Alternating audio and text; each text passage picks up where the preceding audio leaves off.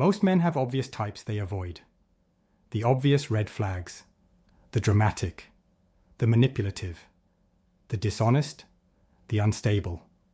Everyone recognizes these types. Everyone understands why they're avoided. Then there's a type that isn't obvious. That seems perfectly fine to most people. That many men would pursue eagerly. Attractive, intelligent, successful, socially skilled, no visible red flags, no apparent problems. Yet the Sigma male avoids her.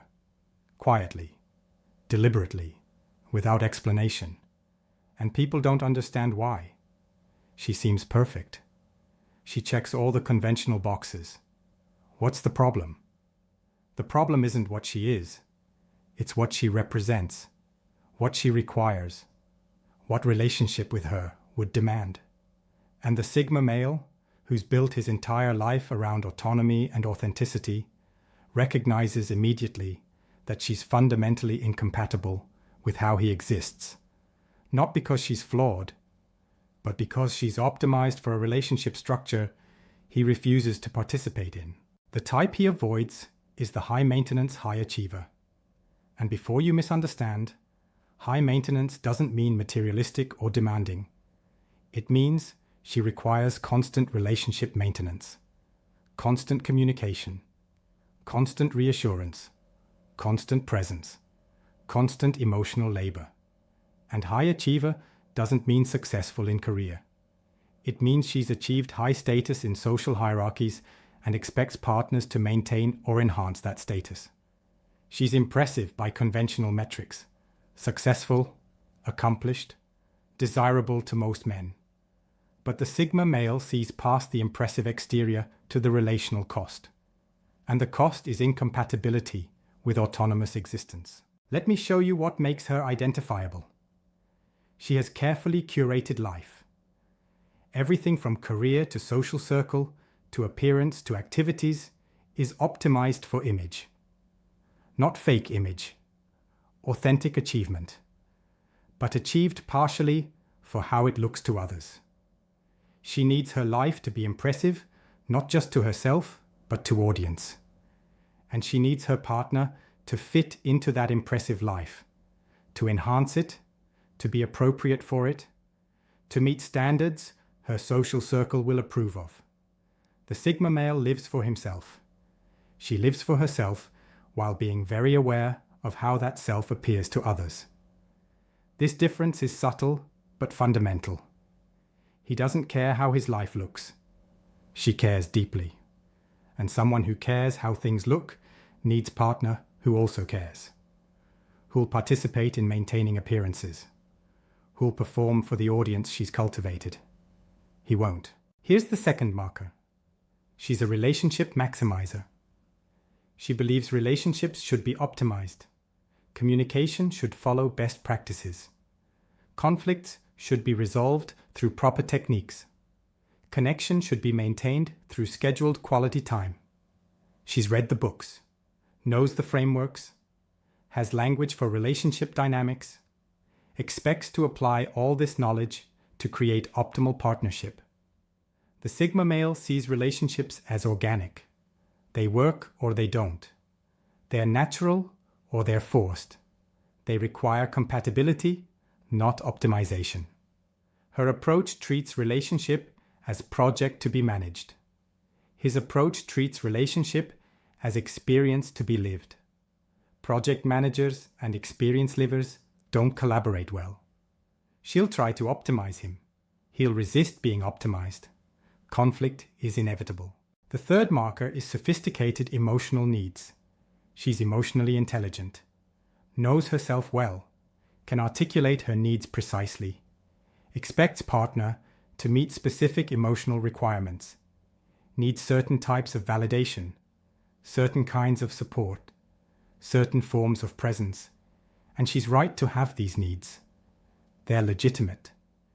The problem isn't that she has them, it's that meeting them requires constant attunement, constant awareness of her emotional state, constant adjustment to provide what she needs. The Sigma male is emotionally self-sufficient, expects partners to be similarly self-sufficient, not emotionally unavailable, self-sufficient. There's difference. He can be emotionally present, but he can't be emotionally responsible for someone else's regulation. She needs partner who will help regulate. He needs partner who self-regulates. Incompatibility is structural. Let me take you into the fourth marker, social integration expectations. She has vibrant social life, friend groups, social circles, network connections. She expects partner to integrate, to attend events, to build relationships with her friends, to become part of her social ecosystem. This isn't unreasonable. Most relationships involve social integration. The Sigma male maintains selective social engagement. He'll meet people she values. He'll attend occasionally, but he won't integrate fully, won't make her friends his friends, won't prioritize her social obligations, won't perform at social events. She'll experience this as lack of investment, as him not caring enough to engage with important part of her life. He'll experience her expectations as attempt to colonize his time and energy. Both perspectives are valid.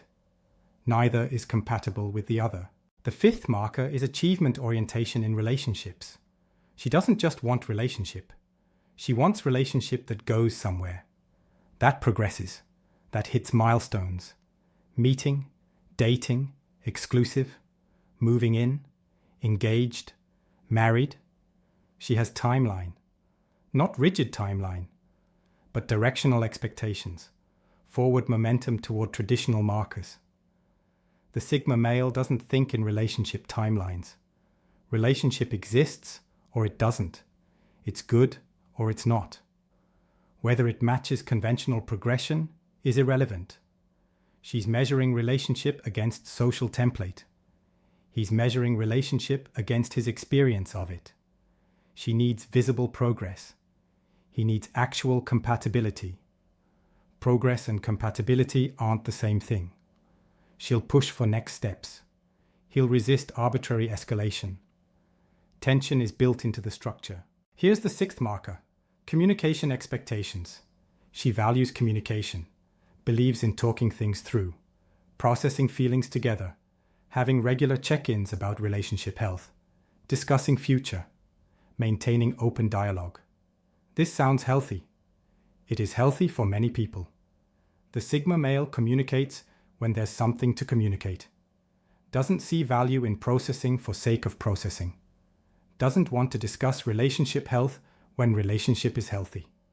Doesn't need regular check-ins. Either things are working or they're not. Constant meta-conversation about the relationship feels like creating problems where none exist. She'll interpret his communication style as avoidant. He'll interpret hers as anxious.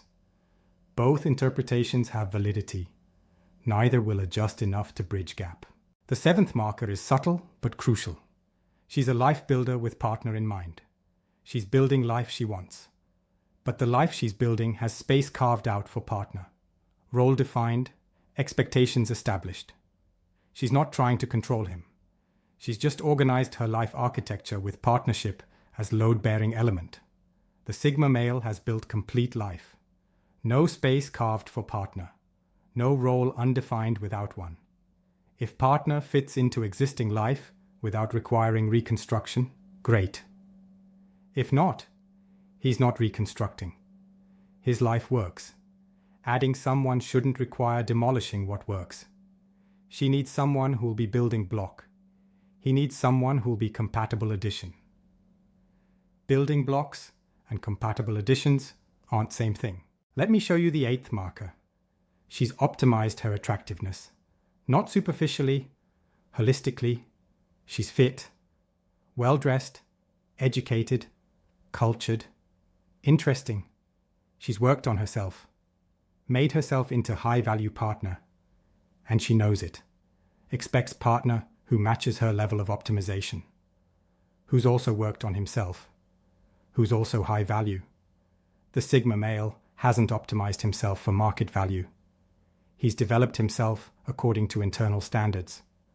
Some of that development happens to be attractive. Some isn't. He doesn't care which is which. He's not trying to be high-value partner. He's trying to be himself. She's evaluated him and decided he meets criteria. He doesn't want to be evaluated against criteria. He wants to be accepted as is or not at all. The 9th marker is relationship as priority. Not only priority, but top-tier priority. When relationship is good, it's central to her happiness. When relationship needs attention, it gets it. She's committed to making relationship work. Will invest whatever energy required. The Sigma male has multiple priorities: purpose, projects, interests, growth. Relationship is one priority among several. Important priority. Not always top priority. She'll interpret this as him not caring enough, as her not being important enough. He'll interpret her expectations as attempts to make relationship consume his life. Both people want different things from partnership. She wants immersive partnership. He wants complementary partnership. These rarely coexist peacefully. Here's the 10th and most subtle marker. She believes in relationship work. Believes good relationships require effort, require working through difficult periods, require commitment to growth. This is mature perspective. But it implies something else. It implies relationships should be maintained even when they're difficult, should be worked on even when they're not working naturally. The Sigma male believes compatibility either exists or doesn't. Relationships shouldn't require constant work to maintain. If they do, something's fundamentally wrong. He'll work through temporary difficulties. He won't work indefinitely to force incompatible people to function together. She sees his unwillingness to work as lack of commitment. He sees her need for constant work as evidence of incompatibility. Neither is wrong. They're just incompatible views about what relationships should require. Now let's examine why he avoids this type despite her obvious quality. It's not that she's low value. She's high value by conventional metrics. The problem is her high value in conventional metrics came through optimization for conventional relationship structures. And he's not living conventional life, not seeking conventional relationship, not willing to play conventional role. She's optimized herself for type of relationship he's not offering, type of life he's not living, type of man he's not being. And mismatch between what she's optimized for and what he's offering creates inevitable conflict. Better to avoid than to enter situation designed to fail. Here's what makes this avoidance strange to observers. On paper, she's ideal. She's everything society says men should want. Successful, beautiful, intelligent, put together, available, interested. Yet he's not interested. People don't understand. Are you intimidated? Are you afraid of strong women? No. He's recognizing incompatibility that won't show up for months. Incompatibility built into her relationship expectations and his refusal to meet them. He's avoiding not because she's intimidating, because she's incompatible. And incompatibility disguised as attraction is relationship death on installment plan. Let me show you what happens when Sigma male ignores his instincts and pursues this type anyway. First few months are fine. Great even. She's impressive. He's interesting. They enjoy each other. Then her expectations start emerging. Expectations he didn't know existed. Expectations she assumed were normal. Communication expectations. Social expectations. Timeline expectations. Integration expectations. He starts feeling pressure. Pressure to be different version of himself. Pressure to participate in life structure that doesn't fit him. Pressure to prioritize relationship above other priorities. She starts feeling disappointed. He's not meeting needs she expected would be met. Not participating in ways she expected participation. Not progressing toward milestones she expected they'd progress toward. Both people are frustrated. Both feel misunderstood. Both are right. They're just incompatible. And the incompatibility was visible from beginning to him. He ignored it. Now he's paying price. Here's why he's learned to trust his avoidance instinct with this type. He's been there before. Has tried to make it work with women like this. Put in effort. Tried to bridge gap. Compromised himself to meet expectations. And it never worked. Either she left because he wasn't giving enough, or he left because staying required becoming someone else. Either way, relationship ended, and time was wasted, energy was burned, damage was done. So he's learned to recognize type early, recognize expectations that won't be met, recognize lifestyle incompatibility before emotions complicate clarity, and he avoids. Not rudely, not obviously. He just doesn't pursue, doesn't engage deeply, doesn't invest emotionally, keeps things surface level until she moves on to someone more compatible with what she's seeking. Now let's talk about the type of woman he doesn't avoid. She's confident, but not optimized. She's accomplished, but not status-focused. She's attractive, but not curated. She has life she likes, but not life she needs others to admire. She's emotionally self-sufficient, doesn't need constant reassurance, can regulate her own emotional state, doesn't require a partner to maintain her happiness. She values connection, but doesn't need constant communication, can be comfortable in silence, doesn't need to process everything verbally, can coexist without constant interaction. She's building her life, not building life with space carved for partner. If he fits, excellent.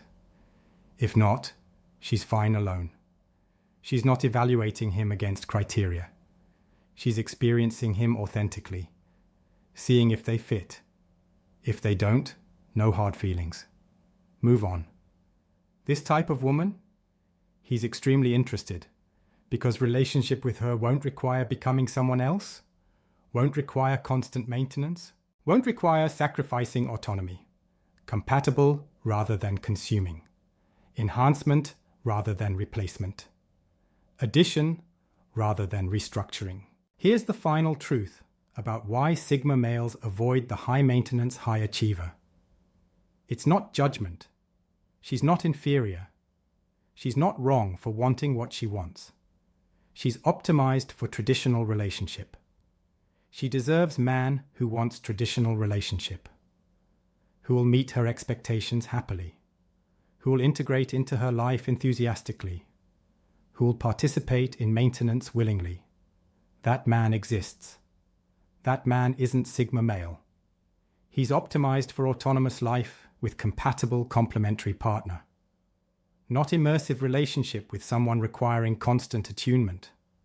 Neither approach is superior. They're just incompatible approaches. And recognizing incompatibility early isn't avoidance born from fear. It's wisdom born from experience. It's understanding that some people, no matter how quality, aren't compatible with some lifestyles, no matter how fulfilling. And avoiding incompatibility isn't strange. It's strategic, it's honest, it's kind to both people. Because pursuing incompatible person wastes her time as much as his. Better to avoid early than to end painfully later. That's the strange type Sigma males secretly avoid. Not strange because she's flawed. Strange because she seems perfect to most people. Strange because avoiding her looks like mistake. Strange because conventional wisdom says pursue her. But Sigma male's unconventional life requires unconventional wisdom. And that wisdom says, impressive woman optimized for conventional relationship is incompatible with autonomous man living unconventional life. Avoid not from fear. Avoid from clarity. Avoid from understanding that some combinations, no matter how good each element is individually, don't combine well together. And having wisdom to avoid beautiful incompatibility is rarer and more valuable than having courage to pursue impressive disasters.